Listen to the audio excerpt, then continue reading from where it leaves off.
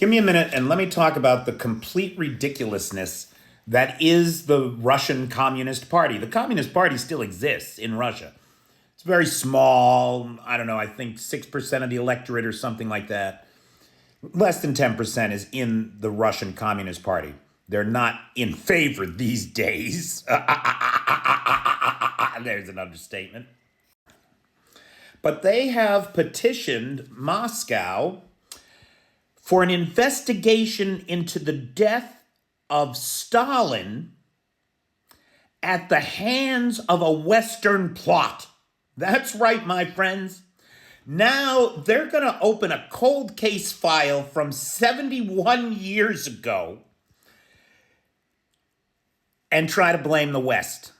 Hysterical. I mean, it's hysterical. It's the same kind of bullshit. Distraction, right? Couldn't be a less important or unreal thing.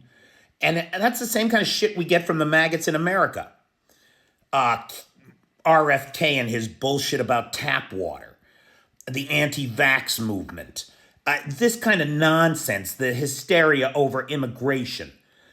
None of it founded in reality. The Russia hoax.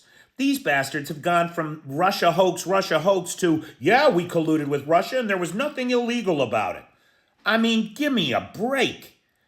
Now, as far as the cause of Stalin's death goes, I'd like to point out that he was so feared that when he gave instructions one night that he was going to bed and was not to be disturbed until they heard him moving around his chamber, no one dared even knock on the door until 11 p.m. the next day when his maid worked up the courage to peek in and see what was going on. She found him on the floor in a puddle of his own shit and urine, having suffered what the autopsy showed to be a stroke in the left hemisphere of the brain.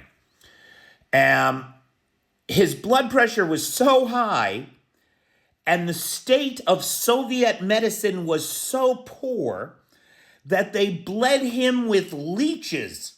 This is after World War II. They bled him with leeches, trying to bring his blood pressure down. And you're going to investigate the West 70 years later?